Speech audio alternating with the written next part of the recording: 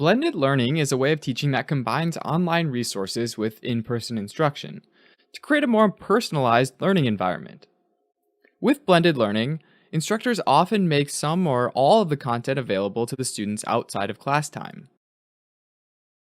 Taking this to the extreme, students could consume all of the traditional lecture material at home at their own pace, and during class time they could complete work assignments traditionally given as homework during class, as well as other activities like team-based or project-based learning. This describes the flipped classroom model, because it flips what students do at home and in the classroom.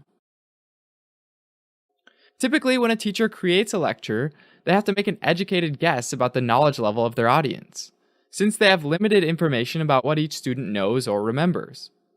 If a lecture is too difficult, then most of the students will be lost. If it's too easy, then most of the students will be bored. So teachers typically end up lecturing to the mythical middle of the class and hoping for the best. By putting their content online, students can move at their own pace.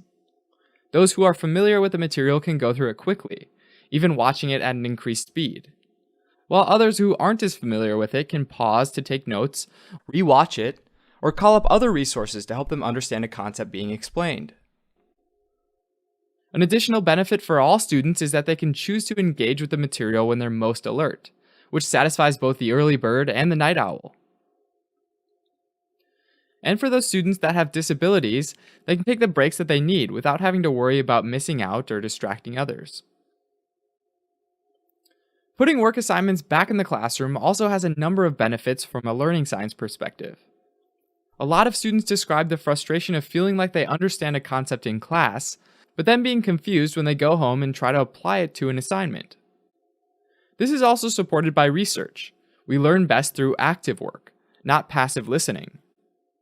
Doing work assignments during class time means that teachers are available when students need them the most, when they're trying to apply their knowledge. Another place where students traditionally struggle is with out-of-class group work, because it can be hard to coordinate an in-person meetup as well as make sure those meetings are constructive. Moving group work into the classroom setting makes the logistics straightforward, and it also allows the instructor to keep an eye on group meetings and to help facilitate them if needed. An important aspect of all blended learning environments is that they're not intended to do away with face time in the classroom. Unlike online classes, where all of the material and interactions are online, blended classrooms count on face-to-face interactions between students and teachers.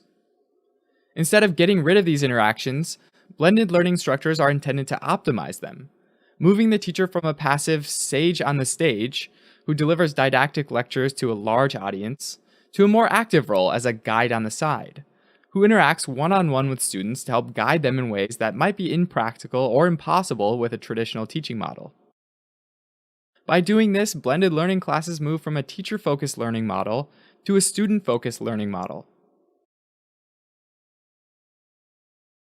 In a traditional classroom, the approach is generally time-based, meaning the whole class moves at the same pace.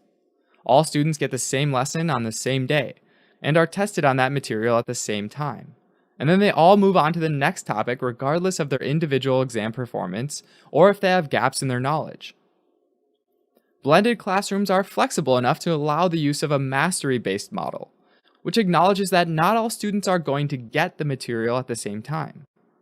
Some students might need more time to understand a topic, while at other times those same students will speed ahead.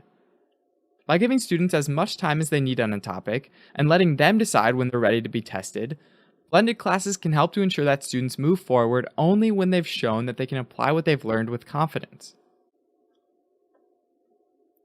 Blended learning, though, like any teaching approach, brings with it some important challenges. Because this approach depends on technical resources, they have to be affordable, reliable, and easy to use for both the students and the teachers. Oftentimes, there's also a learning curve that has to be navigated, especially for those that have never used technology in the classroom. Another challenge is making sure that the materials are being reliably and independently consumed by the students, and they're coming to class prepared. This can be incentivized by closely tying in-class work assignments to the content that's being delivered online, and can often be tracked with learning platforms. Finally, one of the biggest challenges to blended learning is that it really changes the role of the teacher to that of a coach and puts students in the driver's seat of their own learning, teaching them how to think as well as what to learn. This shift is an important one and requires buy-in from both the teacher and the student to be successful. When it's done right, though, blended learning can lead to a much more enjoyable and effective learning experience for both parties. Alright, so as a quick recap, blended learning combines online resources with in-person instruction. And one type of blended learning is the flipped classroom, where students consume their lecture resources at home and spend class time doing in-class activities.